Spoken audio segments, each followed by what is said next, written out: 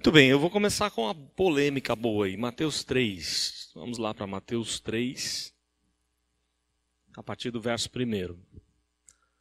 Evangelho de Mateus, capítulo 3,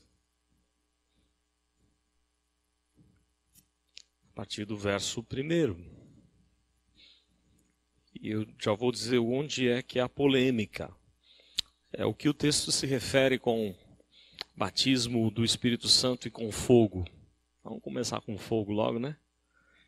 Complicado. Vamos lá. Mateus 3, de 1 a 12. Nos diz assim a palavra do Senhor.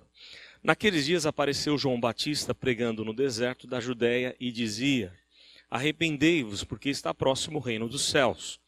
Porque este é o referido por intermédio do profeta Isaías.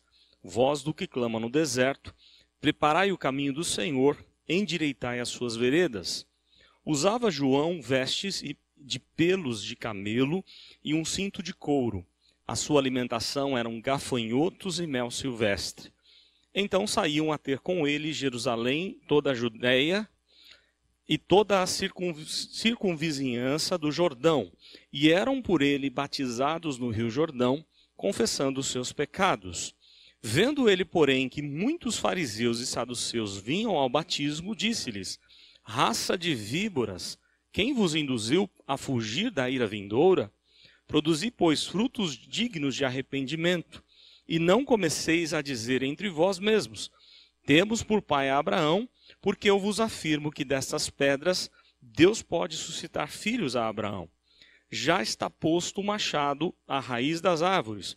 Toda árvore, pois, que não produz bom fruto, é cortada e lançada ao fogo. Eu vos batizo com água para arrependimento, mas aquele que vem depois de mim é mais poderoso do que eu, cujas sandálias não sou digno de levar. Ele vos batizará com o Espírito Santo e com fogo. A sua pá ele a tem na mão e limpará completamente a sua eira. Recolherá o seu trigo no celeiro, mas queimará a palha em fogo inextinguível. Muito bem. Esse é um texto difícil, polêmico, né, por essa questão aí, ou por essa afirmação de que Jesus viria para batizar com o Espírito Santo e com fogo. E aí há algumas ideias sobre esse texto, as duas principais, né, é que o texto está se referindo, o fogo aqui refere-se à punição dos incrédulos. É o contexto, né, de João aqui falando contra os fariseus, contra os religiosos da época. Por outro lado, há aqueles que defendem que não, que o batismo com o Espírito Santo e com fogo, o fogo está ligado à purificação e a poder ao povo de Deus.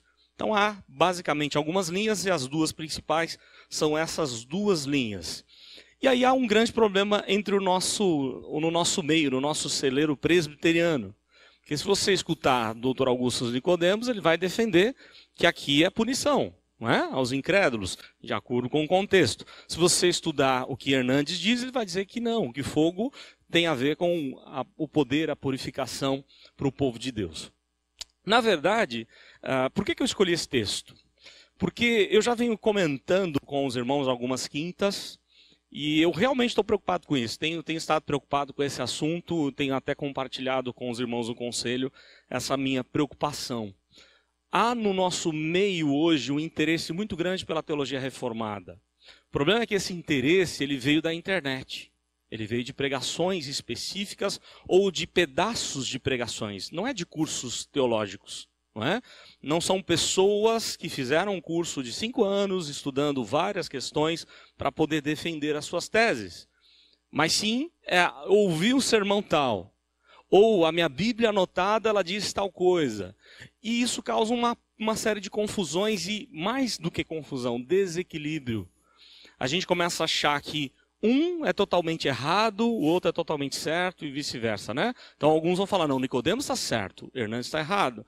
Né? Ou Hernandes está certo, Nicodemos está errado. Quando, na verdade, isso não é ficar em cima do muro. Eu vou explicar aquilo que eu compreendo desse texto e compreendo da forma como um prega e o outro prega. O foco do Dr. Augustus é a pregação expositiva, onde ele está expondo versículo por versículo, e o contexto ele diz algo muito forte. Então, se você pegar, por exemplo, se eu estiver quem sabe, né, a gente consiga estudar Mateus. Se eu vou expor Mateus de ponta a ponta, versículo por versículo, perícope por perícope, a ênfase que é necessária dar ao texto é o contexto da passagem, ok? Que é a área do Dr. Augustus. Ele é um expositor, aliás, o melhor expositor da palavra que a gente conhece. Tá? O Dr. Hernandes, que é doutor também em pregação, ele segue para uma linha homilética e fundamentado na teologia sistemática. Então deixa eu explicar para vocês. Quando a gente faz uma exegese de uma passagem, lá no seminário nós tínhamos que fazer de várias passagens, e quando a gente prepara um sermão, a ideia é que se faça pelo menos uma mini exegese. Você não tem o tempo de fazer a exegese como era pedido no seminário, mas pelo menos você tem que seguir a mesma regra, a mesma linha e tentar fazer o máximo possível. Se eu for para a exegese desse texto, eu vou me ater ao contexto, em primeiro lugar. E se eu me ater ao contexto, eu vou concordar com o Dr. Augusto Nicodemos. Batismo com fogo está ligado à punição ao incrédulo. Porque a passagem vai nos falar sobre isso, não é? Olha só o que ele diz, já está posto, verso 10, já está posto o machado à raiz das árvores, toda árvore, pois que não produz bom fruto, é cortada e lançada ao fogo. E aí ele vai falar logo no verso depois, e esquece esse subtítulo aí que às vezes atrapalha, né?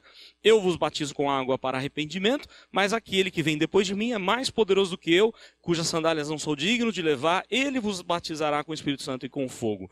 Num primeiro momento, nós podemos prontamente concordar com o Dr. Augusto. Só que no final do seu trabalho exegético, que é quando você está preparando já um sermão para aplicar a passagem, você tem que comparar esse texto com toda a Bíblia. E quando você compara esse texto com toda a Bíblia, por exemplo, quando você compara Espírito Santo e fogo, a relação de Espírito Santo e fogo na Bíblia, você vai concordar com o Dr. Hernandes. Ele não está errado na sua ponderação. Porque ele diz o quê? O fogo está ligado aqui, a poder ao povo de Deus e à purificação. Vamos pensar em alguns textos. Isaías 6, o que diz lá no encontro de Isaías com Deus, né? Ele tem a visão do próprio Deus.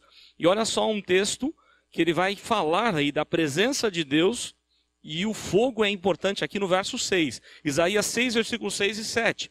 Então um dos serafins voou para mim, trazendo na mão uma brasa viva que tirara do altar com uma tenaz. Com a brasa tocou a minha boca e disse, eis que ela tocou os teus lábios, a tua iniquidade foi tirada e perdoado o teu pecado. Eu estou usando agora a teologia sistemática. A principal regra de interpretação bíblica qual é? A Bíblia interpreta a própria Bíblia. Então você vai para um outro texto que fala de fogo, saindo da presença de Deus, e para que ele sai? Aqui no caso de Isaías, purificação. Tá? Quando você vai para Zacarias, estou pincelando só alguns textos, tá? Não peguei aí para fazer um estudo bem acurado da passagem, não fiz uma exegese não da passagem. Tá? Se você fizer e for pesquisar em toda a Bíblia, você vai encontrar outros textos.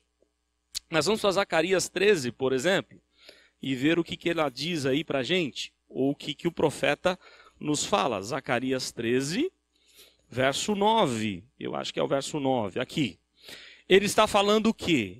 Ele está falando de um tempo da chegada do Messias, tá? E o que Deus faria naquele tempo com o seu povo. Verso 9 do capítulo 13 de Zacarias. Farei passar a terceira parte pelo fogo, e a purificarei como se purifica a prata, e a provarei como se prova o ouro. Ela invocará o meu nome, e eu a ouvirei. Direi, é o meu povo, e ela dirá, o Senhor é o meu Deus. Mais um texto que vai falar de purificação. E, claro, eu não preciso ir para o texto de Atos 2, porque ele já é conhecidíssimo. Eis que desceu, né, o Espírito Santo, com fogo ou com línguas como que de fogo, não é? O texto deixa muito claro lá em Atos 2, mais uma ligação do Espírito Santo e fogo. Então, quando você olha para um lado exegético da passagem, você concorda com o Dr. Augusto. Ele está certo. Né? O texto está falando de punição ao incrédulo. Quando você olha para o todo da Bíblia, o Dr. Hernandes está certo. Daí, por que eu usei essa passagem? Porque muitos estão pegando essa passagem indignado ou com um ou com outro. E vem me perguntar, né? São vários que já me vieram me perguntar. E aí, o que eu quero mostrar para você é que você não precisa ficar no desequilíbrio. Você pode ficar com uma das teorias. Você não precisa ficar com as duas. Você pode ficar com uma só. Você concorda com o Dr. Augusto? Concorde com ele. Ele está sendo bíblico quando defende a sua tese.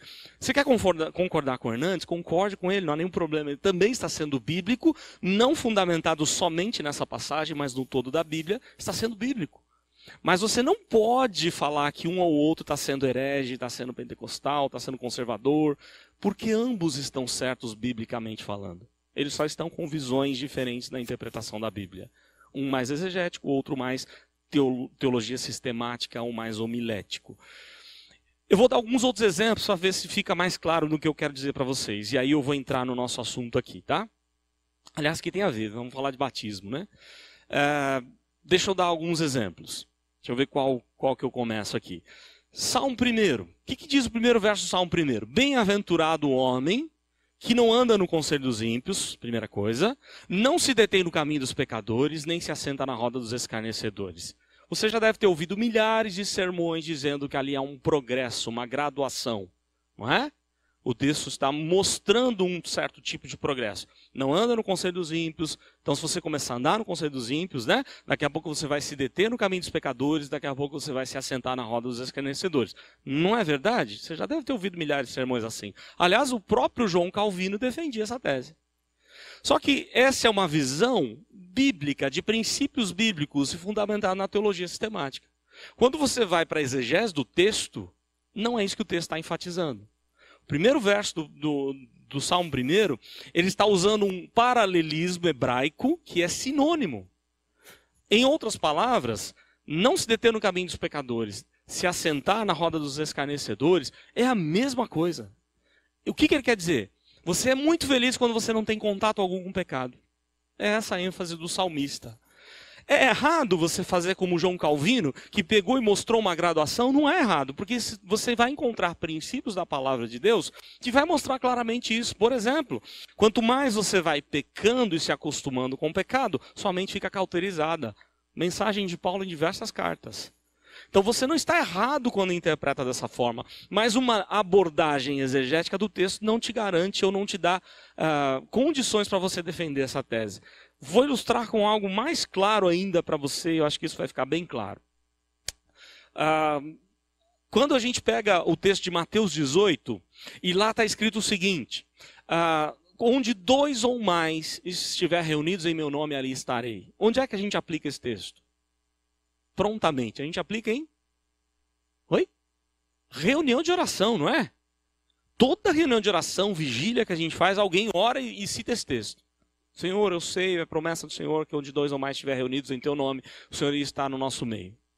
O problema é, Mateus 18 é reunião de oração? Não é. É reunião de conselho para disciplina. Então, o foco do texto é, quando o conselho está reunido para disciplina, ele tem uma autoridade de Deus, que aquilo que o conselho decidir, desde que seja bíblico, verdadeiro, Deus vai ligar no céu o que for ligado na terra, Deus vai desligar no céu o que for desligado na terra. O desligar tem a ver com a exclusão do membro quando ele não se arrepende. Tá? Agora, é errado você usar esse texto para reunião de oração? Não é, porque é uma verdade. Onde 2 ou mais estão reunidos, invocando o nome de Deus ou buscando a Deus, Deus vai estar ali. Só que Mateus 18 não é reunião de oração, é reunião de conselho. Vou dar ainda mais um detalhe para vocês, e aí eu termino com essa outra polêmica, essa é bem mais difícil, né? 1 Coríntios 14:4, o que ora em línguas edifica a si mesmo, o que profetiza edifica a igreja. E aí eu vejo um D.A. Carson, uma das maiores autoridades em Novo Testamento, defendendo o dom de línguas como o dom de pijama. Você ora em casa em línguas, que você vai ser edificado lá na sua casa. Eu não concordo com ele. Eu não acho que essa é a abordagem de Paulo. E eu dou a razão. Né? A minha dificuldade de entender dessa forma é que se eu preciso de algo a mais, de um dom a mais para ser edificado, onde fica a pessoa e obra de Cristo realizada lá na cruz? Na minha visão, eu não preciso de mais nada além de Cristo. Eu não preciso de dons. Eu preciso, para ser edificado, de Jesus. Ele é o Logos encarnado, ele é a palavra de Deus. Eu não preciso de dons. No entanto, quem sou eu para discutir com o D.A. Carson? Eu não tenho como fechar o assunto. Ele tem uma visão, uma abordagem fundamentada na exegese. Eu já estudei essa mesma abordagem, por exemplo, de Palmer Robertson, e concordo com Palmer Robertson na abordagem do dom de línguas lá de 1 Coríntios 14. Então, quem está certo, quem está errado? Lembram que eu falei nas semanas anteriores que você tem um limite? Qual é o limite? As confissões reformadas. Você continua sendo reformado com visões diferentes de textos difíceis, textos polêmicos, textos que não vão te dar a certeza realmente do que ali está, né? A definição exata do que está acontecendo. Então, um princípio importante de interpretação bíblica, que a gente já estudou, é a Bíblia interpreta a própria Bíblia. Esse é o equilíbrio que a gente precisa ter. A gente não pode sair rotulando as pessoas. Não, porque fulano é pentecostal, porque outro é herege, porque outro é... Né? Cuidado, cuidado. Tem um monte de irmãos, até mesmo aqueles que nunca fizeram um seminário, que tem uma interpretação bíblica muito saudável, muito sadia, e de diversas denominações. Porque eu não preciso de curso teológico para interpretar a Bíblia, eu preciso do quê? Da iluminação do Espírito de Deus, e todo crente tem. Sacerdócio universal dos crentes. Todo crente tem condições de interpretar a Bíblia. Não está só sobre o Papa, sobre as autoridades, sobre o pastor.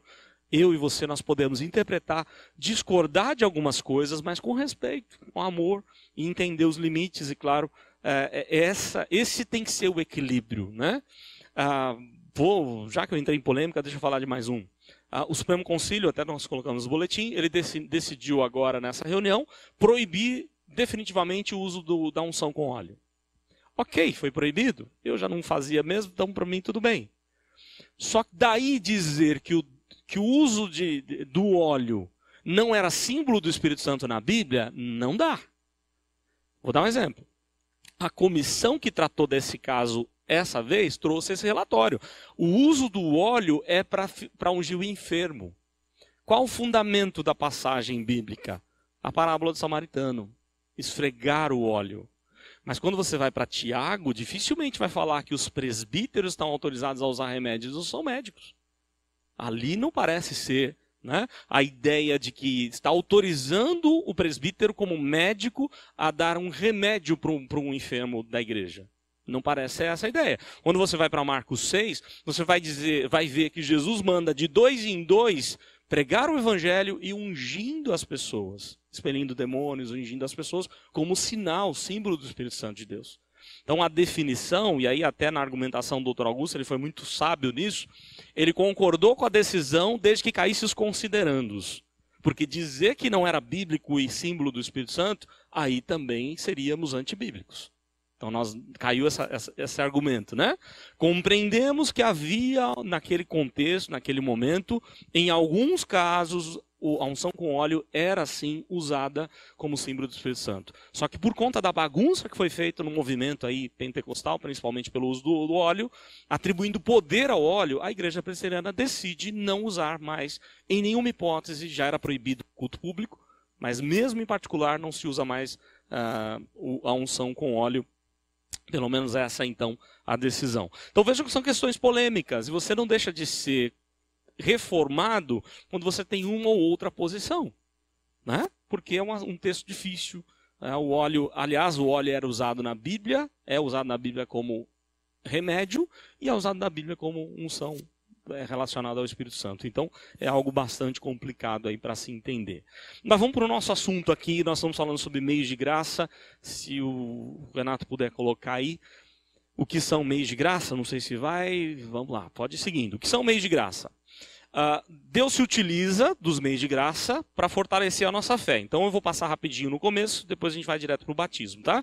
Deus se utiliza para gerar a nossa fé o quê? A Bíblia, não é? A Bíblia gera a nossa fé e fortalece também. E os sacramentos, aliás, a Bíblia, a oração e os sacramentos são os 4 meios de graça. Bíblia, oração, batismo e ceia, tá? Em si mesmos eles têm poder? Não, é aquilo que a gente falou na semana passada. Se eu andar com a Bíblia debaixo do braço, eu não seria assaltado? Quem garante isso? Não é a Bíblia em si que ela tem poder. Mas o Espírito de Deus agindo por meio da Bíblia aí sim tem poder, ok? A ferramenta do Espírito é a palavra de Deus. Deus designou os meios de graça para quê? Né? Para derramar graça no coração de miseráveis pecadores, como somos. A palavra tem poder de produzir conversão? Somente a Bíblia? Você já leu a palavra para todas as pessoas para quem você leu, ela se converteu? Não. Ué, então essa palavra não tem poder? Tem poder. É a palavra de Deus, ela cumpre, aliás, segundo Isaías, ela nunca vai voltar vazia, ela vai cumprir o propósito de Deus. O propósito de Deus qual é? Salvação. Outro propósito, condenação, ou ainda não é o momento de operar tanto uma coisa quanto outra. Nós não somos Deus para saber por que Deus enviou aquela palavra. De repente a pessoa não se converte hoje, mas amanhã ela vai pensar naquilo que você leu na palavra, ensinou na palavra, e aquilo vai fazer diferença. É a ação do Espírito de Deus. Então, a palavra sozinha não tem poder de produzir conversão, mas o Espírito Santo, mesmo podendo agir sem a palavra, não o faz, ele age na palavra. A ferramenta dele é usar a palavra para aplicar toda essa graça de Deus no nosso coração, tá?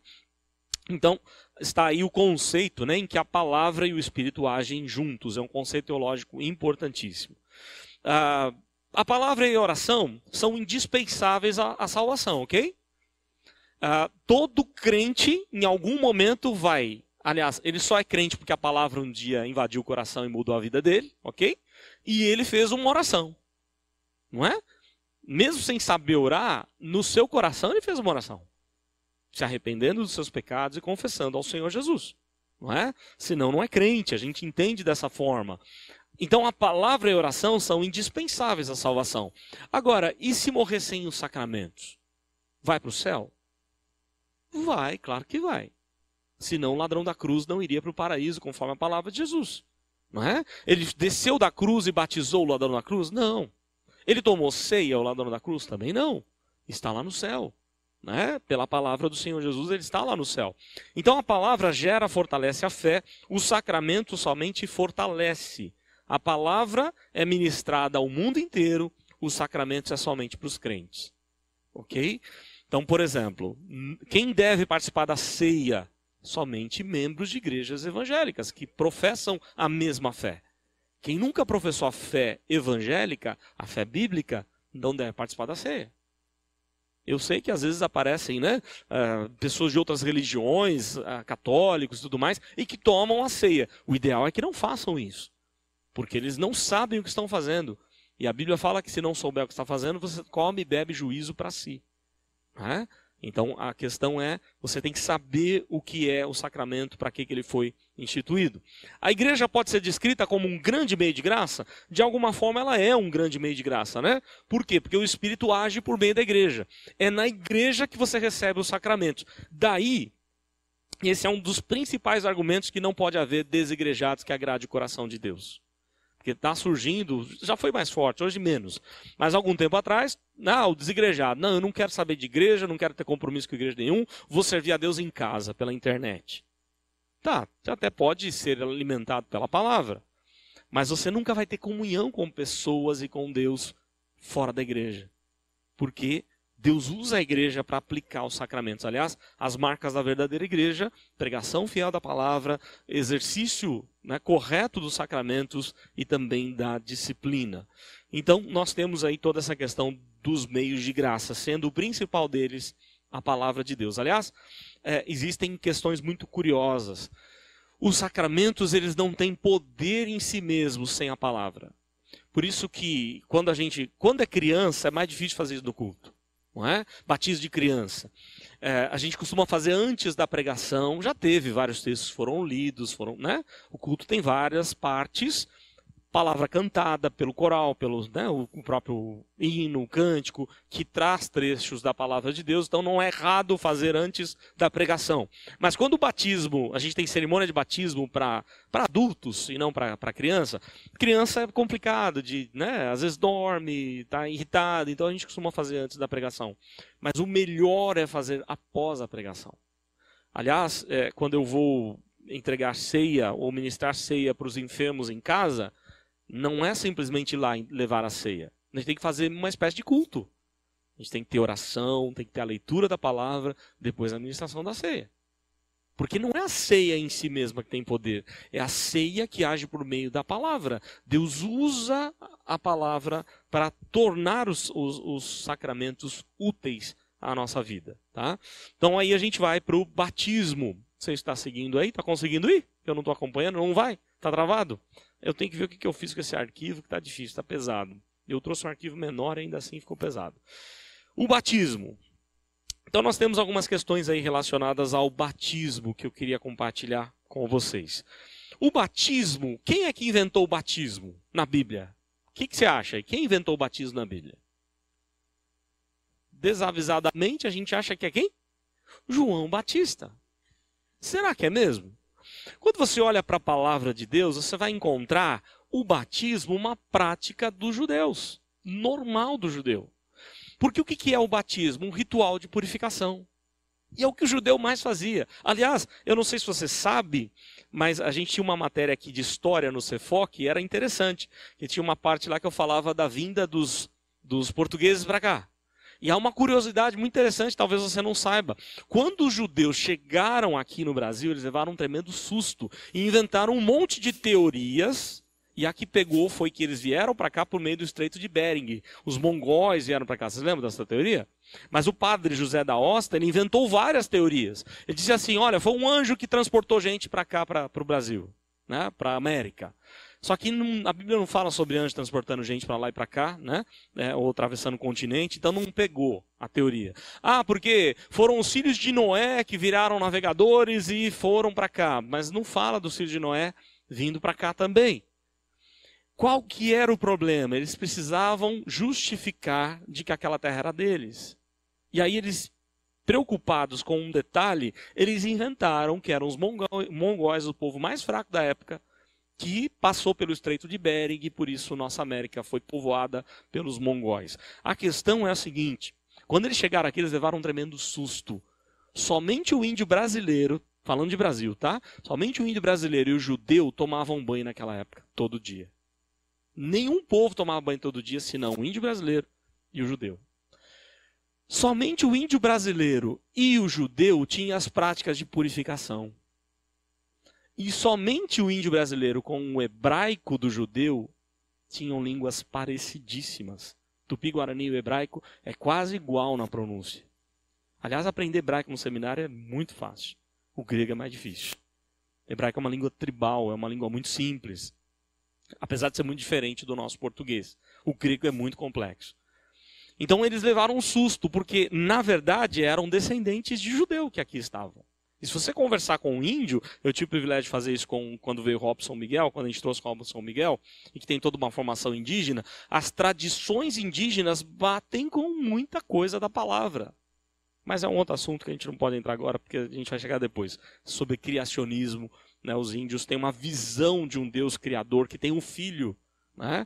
E aí é muito interessante essa história, porque é uma tradição judaica, mas como eles não tinham Bíblia, eles se perderam na tradição e acabaram cometendo alguns erros. Mas vou voltar para o nosso assunto aqui, batismo. O batismo não era algo novo, era algo comum entre os judeus. Eram práticas de purificação. Tá? Os egípcios, os persas, os hindus, os romanos, os gregos, vários tinham as suas purificações. Não era diferente com os judeus. Os judeus tinham muitas. Vocês lembram que havia tanques ao redor do templo? Né? O tanque de Betesda, o tanque de Siloé, os vários tanques. E se alguém estava impuro primeiro, ia se purificar naquele tanque. O sacerdote lá dentro do templo, ele tinha um lavatório para se purificar. Tudo isso eram cerimônias de batismo. Tá? Não tinham nada a ver com o sacramento. Jesus vai pegar esse modelo, que aliás João Batista pega um pouquinho antes, tá? Ele vai trazer, a ideia de João Batista é pegar aquilo que já era comum entre os judeus e vai falar, arrependei-vos porque está próximo o reino dos céus, está vindo o Messias. Então, a ênfase do batismo de João Batista é hora de arrependimento. Não façam só uma cerimônia de purificação, arrependa-se verdadeiramente dos seus pecados. Era essa a ênfase de João Batista, né? Porque vai chegar o Messias, está vindo já o Messias. Então, o batismo não era símbolo de aliança no Antigo Testamento. Haviam outros símbolos das alianças que Deus havia feito. O batismo ele vai ser, então, instituído por Cristo na grande comissão. Não é? Ele fala aos discípulos que eles deveriam pregar o evangelho, discipular as pessoas e batizar aqueles que creem. Ok? Em nome do Pai, do Filho e do Espírito Santo, né? Então Jesus vai comissionar e vai tornar obrigatório até a sua volta. O batismo passa a ser obrigatório. Tá? A fórmula batismal indica o quê? Que você está entrando num relacionamento com Deus. É um ritual de iniciação. Que não é com sangue. Por que não é com sangue? Porque o sangue seria derramado na cruz, não precisa mais derramar sangue. O ritual de iniciação do povo de Israel, qual era? Os irmãos lembram? Tinha que derramar sangue. Qual era o ritual? A circuncisão. Para você pertencer ao povo de Israel, você tinha que ser circunciso a partir de Gênesis 17, né? Até antes, né? Então em Gênesis 17, Deus está tratando agora com um povo específico. Você quer ser um judeu? Você quer ter o mesmo povo de Deus, ou pertencer ao povo de Deus? Você tem que ser circuncidado. E aí as mulheres, claro, só podiam casar com circuncisos ou ter um pai que era circunciso. E aí era considerada uma judia, pertencente à mesma aliança. Ok? Já não precisa mais. Por quê? Porque Jesus vai mostrar que o sangue dele já vai ser derramado na cruz. A aliança, ela se cumpre na própria pessoa de Jesus. Então a fórmula batismal vai indicar ao participante, né, que ele está num relacionamento especial com Deus. Ele agora pertence ao Senhor. Ele é propriedade exclusiva de Deus. Os pais da igreja, eles consideravam... tá conseguindo agora? Os pais da igreja, eles consideravam o batismo como rito de iniciação ligado ao perdão de pecado e à nova vida. Então o batismo passa a ser, na igreja, um rito de iniciação. E aí, o batismo de criança, ele já era praticado entre os pais da igreja. Você vai para os documentos históricos, né? Você tem lá Orígenes defendendo o batismo infantil, você tem Tertuliano defendendo, vários usavam o batismo normalmente. Por quê? Por entender que ele substitui a circuncisão. Assim como a ceia substituiu a Páscoa. Ok? Os símbolos todos, eu não sei se os irmãos lembram, mas nós falamos bastante sobre a aliança com Deus aqui. Não há, aliás, é interessante o que Palmer Robertson fala. Ele fala que nós usamos errado o nome. Não é Antigo Testamento nem Novo Testamento. É Antiga Aliança e Nova Aliança, o nome correto. Porque não é um testamento, é uma aliança. A nova aliança e a antiga ou a velha aliança. E aquela velha aliança, ela se cumpre na nova. Ela dá a estrutura para a nova, ela dá o corpo para a nova aliança fazer sentido. Quer ver alguns detalhes? Os irmãos se lembram que o ensinamento bíblico é todo aquele que olha para Jesus é salvo? Não é isso que o Novo Testamento diz? João 3 defende essa tese, Romanos 10 defende essa tese, todo aquele que confessa, que olha, que tem Jesus, é salvo. Onde é que está a ênfase disso? Na serpente que Moisés levantou lá no deserto. Todo aquele que olha para a serpente era salvo, era curado. A partir do momento que idolatrava a serpente, foi cancelada a serpente do povo de Deus. Porque essa serpente apontava para Jesus, não era a serpente ali, aquela imagem de serpente que tinha poder, mas ela tinha um objetivo, que era apontar para o Senhor Jesus. Então você olha para o Antigo Testamento, a Antiga Aliança, e para a Nova Aliança, não há divergência, há algo que completa o outro. Você não entende o Novo Testamento sem o Antigo, você não consegue compreender nada do Antigo se não tiver o Novo. Eles se completam, eles se fortalecem. E não é diferente com os sacramentos, você consegue visualizar isso claramente. Calvino e a teologia reformada partiam da pressuposição de que o batismo foi instituído para os crentes. Olha só, isso é importante. E não produz, mas fortalece a vida, ou a nova vida. Por que isso é importante? Pela seguinte questão. Algumas pessoas falam assim, não dá para aplicar o batismo para criança, porque eles não têm como acreditar, eles não têm fé para crer. Mas o batismo não foi dado para quem tem fé. Quando adulto, sim, ele precisa ter fé, ele precisa professar Jesus, não é? Mas tem um monte de gente que professa e é batizado, e isso garante a salvação. Só porque foi batizado é membro da igreja presbiteriana, você vai estar no céu? Não é? Não é porque é membro de uma igreja evangélica, foi batizado, professou a fé, você vai ter salvação. Não é? Então, Calvino defende claramente que o batismo ele foi instituído para crente já. Então, se é para crente, não depende da fé. A aplicação da graça de Deus não depende da sua fé. Não é você, é Deus agindo por meio do batismo. Não é você que tem que ter fé. Aquela ideia do arminiano, né? Do arminianismo, sou eu que decido, sou eu que... Não, é Deus quem faz. É pura graça de Deus. É Deus quem derrama a graça e Ele usa o sacramento para fazer isso. usa não só os sacramentos, mas a palavra e a oração também. Então o batismo é para crente e não produz, mas fortalece a nova vida. Por isso eu aplico para o meu filho, porque eu entendo que ele pertence à mesma aliança. Eu fiz uma aliança com Deus, essa aliança se estende à minha família. É essa a ideia. E a gente aguarda que quando ele crescer, ele reafirme esse pacto que os pais fizeram. Porque senão, é muito cômodo você como pai decidir tudo para o seu filho. Você já reparou que a gente decide tudo? Você decide a roupa que ele vai vestir, não é? Você decide a escola que ele vai estudar. Você decide até a comida que ele vai comer, não é? Mas a fé não, a fé é uma coisa que ele vai decidir. Não é assim não. Se você conhece a verdade, ele é teu filho, ele é a herança do Senhor, você toma a decisão por ele. E ele, claro, quando for velho, ele vai, né, ou quando for jovem lá, ele vai professar a sua fé. Ele tem até os 17 anos para fazer isso. Não fez em 17 anos, ele automaticamente deixa de ser membro da igreja presbiteriana. Até então ele é um membro menor. Não fez, ele deixa automaticamente de ser membro da igreja. E automaticamente mesmo. Tá? Aliás, tem igrejas que usam um programinha e que já colocam isso no programinha. Cumpriu 18 anos, fez o aniversário de 18 anos, não é mais membro da igreja presbiteriana. Deixou de ser. Então ele tem até 17 anos para reafirmar o pacto que os seus pais fizeram. Os católicos consideram que o batismo é essencial para quê? Para a salvação, é o batismo que salva. Por isso que nós não aceitamos o batismo da Igreja Católica. No começo, os reformadores aceitavam, porque todos eles vieram do mesmo movimento, do mesmo catolicismo. Só que com o passar dos anos, eles foram discutindo e falaram, olha, nós não conseguimos aceitar. Por quê? Não é só porque tem idolatria, principalmente porque é um propósito diferente. Para o católico, o batismo salva. Se morrer sem batismo, vai para o purgatório. Se for criança, por limbos infantos. Né? E não é isso que a gente sabe da palavra de Deus.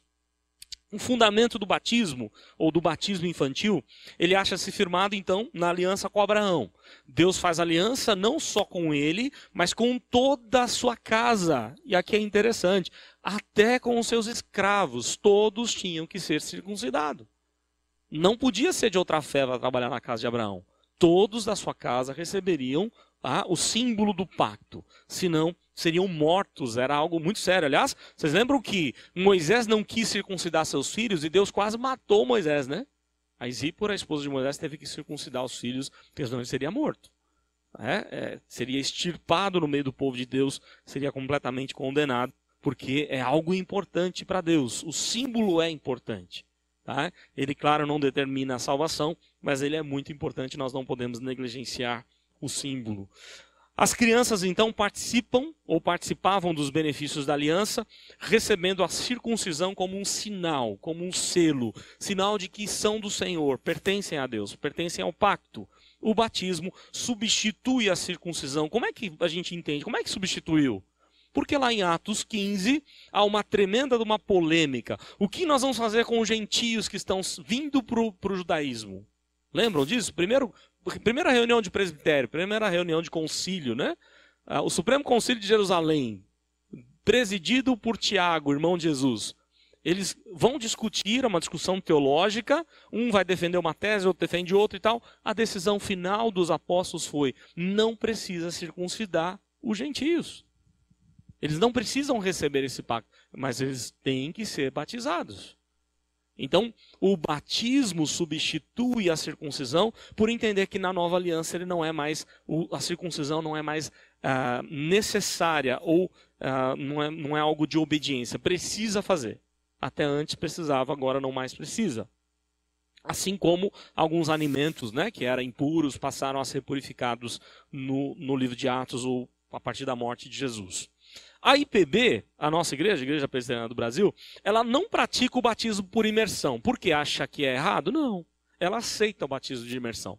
Quais são os tipos de batismo? Deixa eu falar aqui.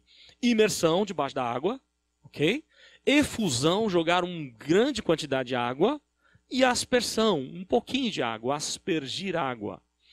Por que nós aceitamos a aspersão? Primeiro, por uma questão de prática e de higiene. Em água parada, não é muito legal fazer um batismo debaixo da água. A pessoa pode estar com... Aliás, quando você é sócio de um clube e precisa usar a piscina, o que você precisa fazer? Exame médico. Será que essas igrejas que fazem em água parada faz um exame médico para ver se tem alguma coisa aí, de micose, coisa assim? Duvido. E é algo sério para se pensar. Não é higiênico, nem é prático. Eu preciso ter um batistério na igreja, é aquela confusão. A gente conhece os irmãos aí que já participaram de movimentos assim e contam várias experiências até engraçadas do que acontecia. Às vezes dava errado a cerimônia, fazia isso, aquilo, não é? Porque dá muito trabalho. A questão precisa ser com água. Mas não diz a quantidade de água. Aí alguém vai falar assim, não, porque Jesus foi batizado no Rio Jordão. Diz que ele deitou nas águas lá? Não diz que ele entrou no Rio Jordão para ser batizado. Entrou até que ponto? Na canela? Ou foi bastante água? Não diz, o texto da palavra de Deus não diz. Eu já falei para vocês que pegar o verbo batizar no grego e falar que é mergulhar, não é o grego koiné, é o grego bíblico.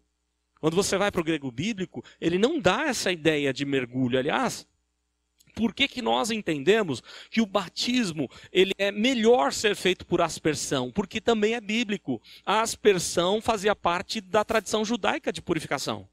Aliás, você pega lá a aliança de Deus com Moisés em Êxodo 24, quando Moisés se assenta à mesa para cear com Deus, antes, lembra daquele ritual de cortar os animais e passar no meio? Não dá para um monte de gente fazer esse ritual. Então Moisés vai aspergir sangue no povo de Deus. A aspersão era algo comum do judeu. Então não fazia sentido, ou não faz sentido, você entender que, por exemplo, aquela mulher com hemorragia, 12 anos de hemorragia, tudo que ela tocasse, entenda bem, tudo que ela tocasse, ela se torna impura. Ela vai cozinhar, se ela pegou lá numa panela, essa panela tem que ser purificada. Se ela se assentou numa cadeira, essa cadeira precisa ser purificada. Numa mesa, onde ela tocasse, tudo precisava ser purificado. Como é que era? Você imagina? Eu toquei nesse negócio de madeira, isso aqui precisa passar por um batismo, uma purificação. Eu jogo num rio e... Você acha que isso ia durar? Não é isso. É muito difícil ser, né? Purificação era por aspersão.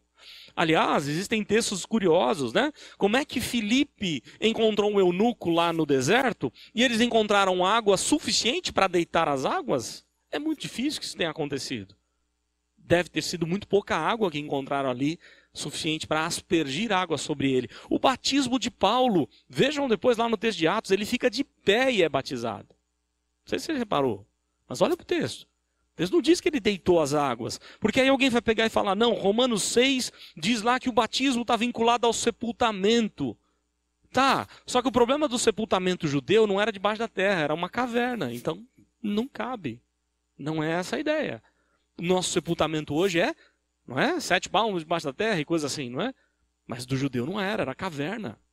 Então não dá para você falar que o que Paulo está dizendo lá em Romanos tem a ver com imersão. Aliás, é muito difícil você entender que 3.000 foram batizados em Atos 2, no Pentecostes, em Jerusalém, que é uma cidade que não tem rio. Só tem alguns tanques com pouca água.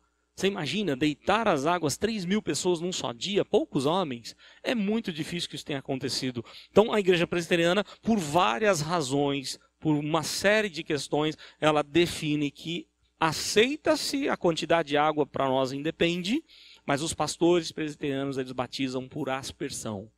Ok? Não há necessidade de batizar com muita água, mas sim um pouquinho de água como símbolo de purificação. Menosprezar ou negligenciar o batismo é desobedecer a Cristo. Ele diz que todos que creem devem ser batizados. Não é? Só se batiza uma vez na vida, numa igreja evangélica. Ok? Né? Tem igreja aí que você vai, não, tem que passar pelas águas, né? Tem que passar pelo novo batismo. Você está negando aquilo que você fez. Então, se a sua fé anteriormente não estava bíblica, aí você faz o seu batismo de novo. Mas se você compreende que a sua igreja evangélica era fiel às Escrituras, você não precisa passar pelo batismo de novo. Não faz sentido, né? Aí depende muito da questão. Tem igrejas que realmente, mesmo se dizendo evangélicas, estão pregando um evangelho que não é evangelho. Não é? E aí, claro, tem muita gente dentro dessas igrejas que creem na Bíblia e que seguem a Bíblia. Mas tem muita gente que não sabe nada de Bíblia.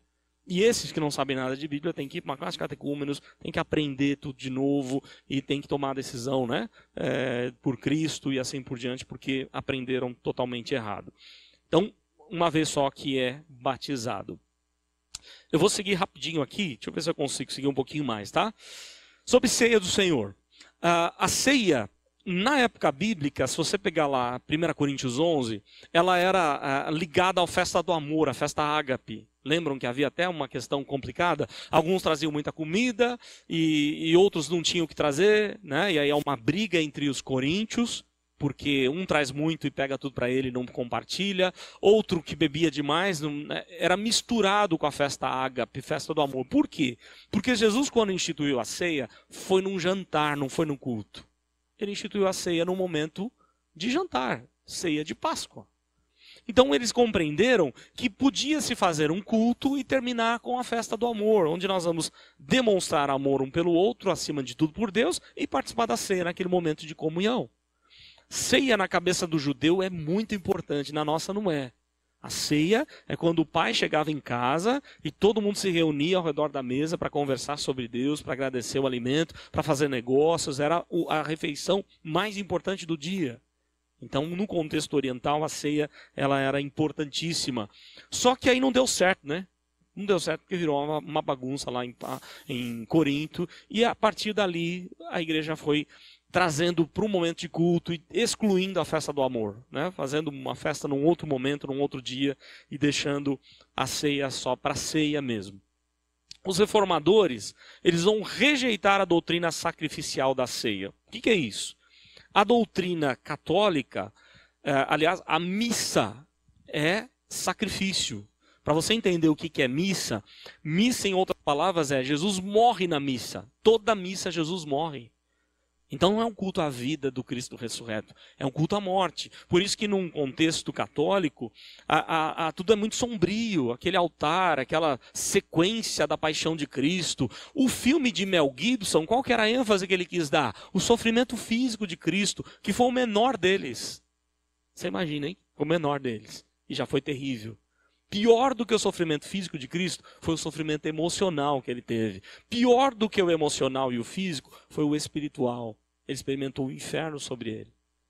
Então, vejam que a ênfase bíblica não dá na ideia de morte, mas sim na ideia de vida, né? Aliás, na teologia reformada, a obra da ressurreição ela é comparada com a obra da criação em importância.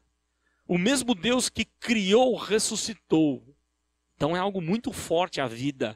Deus dá vida, assim como ele fez lá no início, ele dá vida em Cristo. Então é algo muito forte essa questão aí. E a doutrina católica não, é sacrifício, ceia é sacrifício, missa é morte, é tristeza e tudo mais. E aí eles inventaram a tal de transubstanciação, que os irmãos devem saber o que é, né? Transubstanciação, na hora da ceia, o pão deixa de ser pão e se torna corpo. Há uma transformação física, segundo os teólogos católicos. E o vinho, o suco da uva, se transforma em sangue. Aí vem Lutero. Aliás, os reformadores trataram negando essa ideia católica. E Lutero, com uma mente meio confusa, medieval, ele foi muito bem na questão da justificação pela fé, mas uma mente confusa em alguns outros aspectos. E por influência medieval, ele, na minha opinião, ele piora a situação, né? Ele inventou a consubstanciação, que é metade fica pão, metade vira corpo. Metade sangue, metade suco da uva ou vinho. E os reformadores, aí sim, as igrejas reformadas defendem que não é assim. Vem Zwinglio logo depois, um excelente reformador, pena que morreu jovem, saiu para uma guerra, né, e infelizmente faleceu muito jovem. E Zwinglio, ele defende que não, que isso é em memória, o pão é pão, o vinho é vinho, mas é em memória de Cristo. Excelente, mas aí vem João Calvino e esse, sem dúvida alguma, faz aquilo que a Bíblia mostra, que a Bíblia ensina. Ele concorda com Zwinglio, é em memória, mas tem um detalhe mais importante, a presença espiritual de Cristo. Como em nenhum outro momento do culto, Cristo está presente na hora da ceia, porque é símbolo daquilo que ele fez por nós. Então vejam só, ele fala assim, Zwinglio está certo, nós comemoramos a ceia para memorizar aquilo que ele fez por nós. Mas enquanto estamos ceando, é como se ele estivesse aqui no nosso meio. O teólogo Sproul, ele usa uma expressão muito interessante sobre isso. Ele diz assim, que é como se você pegasse um copo d'água e colocasse todo o oceano, todas as águas do oceano num copo d'água, dá para pôr? Não dá. Então como é que você pode dizer que dá para Cristo só estar lá no céu? Não dá. Ele é muito maior do que o céu. Ele está em todo lugar que ele mesmo criou. E quando é ceia, a presença dele é muito mais forte, é muito mais marcante. Daí, Calvino defender que todo culto deveria ter ceia. Ele não conseguiu fazer isso lá em Genebra. Acusam Calvino de ser um ditador que matou algumas pessoas, como Miguel Serveto. Mas aí só pelo fato de você ver que ele não conseguiu aprovar no conselho que ceia deveria ser para todo domingo, não era assim. Ele não era tão ditador como falam, né? Como julgam Calvino. Mas ele era um cara esperto. Ele tinha compromisso de pastorear várias igrejas. Então ele marcava a ceia, primeiro domingo numa igreja, segundo na outra que ele lá estava tomando ceia, terceiro na outra que ele lá estava tomando ceia. Ele participava da ceia todo domingo. Ele queria que todas as igrejas também pudessem participar. Uma ideia muito interessante, difícil pela logística e mais não só pela logística. O mais complicado, e por isso que as igrejas não fazem todo domingo, é a dificuldade de você, quando você faz as coisas repetidamente, você esquece o valor que ela tem. E por isso as igrejas preferiram fazer, na maioria das vezes, uma vez por mês. Tem igreja que faz um pouco mais. Tem, por exemplo, Páscoa. É momento de fazer fazer uma ceia a mais ou em outro horário. Nós fizemos no acampamento da mocidade, por exemplo, lá na Páscoa. Não há problema nenhum de você fazer. Aliás, é curioso, porque a gente vai ministrar ceia para os enfermos em casa e os parentes falam assim, mas eu já tomei no primeiro domingo, eu posso participar? É claro que você pode participar. Quanto mais você participar, é melhor. É símbolo de graça, é meio de graça. É a mesma coisa que quanto mais você lê a Bíblia, é melhor para você. Né? Então, ceia é bênção da parte de Deus. Então, Calvino, ele negava a presença corporal do Senhor, mas insistia numa presença espiritual. Ceia representa simbolicamente a morte de Cristo, já estou terminando aqui. Simboliza a participação do crente no Cristo crucificado e na união dos crentes um com o outro. Então, é algo de comunhão. Por isso é que Jesus insiste, né? Se você tem algo contra o seu irmão, melhor você deixar tudo lá, vai se reconciliar, participa na boa, né? Não fique guardando rancor. Se você tem um pecado contra alguém, resolve esse seu problema. Não participe indignamente, né? E faça assim. Aliás, ele até fala, participe da ceia, mas com compromisso de resolver. Não fique assim, né? Vivendo totalmente de maneira errada, sem perdoar e assim por diante. Ceia não é só um sinal, mas é também um selo. Ela sela o grande amor de Deus. É um símbolo de que Deus derrama muito amor sobre nós. Ao participarmos da ceia, nós nos comprometemos a uma vida de obediência aos mandamentos. Então olha só a ideia de Calvino. Todo domingo tem ceia. Toda semana é dia de se preparar para a ceia. Porque muitos fazem assim, semana de ceia eu tenho que viver santamente. Nos outros dias a gente pode dar umas cambaleadas. Não, todo dia é dia de estar na presença do Senhor. Aliás, nós vivemos diante da face de Deus, né? Então eu não posso agir assim. Ao participar da ceia, nós nos comprometemos a uma vida de obediência aos mandamentos. O objetivo da ceia é lembrar do sacrifício, né? É um momento de comunhão. A celebração da ceia não é que há outro sacrifício, é a visão católica, não há outro sacrifício, mas comemora-se o sacrifício de Cristo. É diferente, tá? Então o pão continua sendo pão, o vinho continua sendo vinho, mas que nós recebemos os benefícios, aliás, todos os benefícios da cruz de Cristo são derramados sobre nós na ceia, desde que ela esteja vinculada à palavra. Então é algo assim interessante, como Deus abençoa a nossa vida na hora da ceia. As crianças não podem participar, por quê? Elas não conseguem discernir o que está fazendo. Por isso nós não aceitamos. Há igrejas que dão ceia para criança. Mas Paulo diz que ceia você precisa saber o que está fazendo. Você precisa saber para não virar réu do corpo e do sangue de Cristo. Então elas não são capazes. E aí, agora eu estou terminando mesmo, tá? Estou terminando a ceia, a gente deixa a oração para a próxima semana.